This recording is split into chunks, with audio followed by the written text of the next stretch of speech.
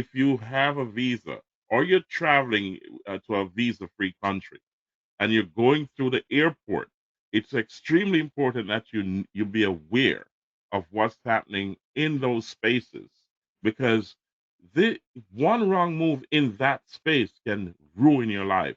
So here we go. We'll have this young lady tell you what I'm trying to explain to you. Here we go. Be very careful with strangers. You can sit there for hours waiting for your connection. Let And me bring when that you're at back. the airport, be very careful with strangers. You can sit there for hours waiting for your connection, and someone will sit next to you, start a friendly chat, and before you know it, it feels like you've known each other for years. That's how they get you, by making you comfortable.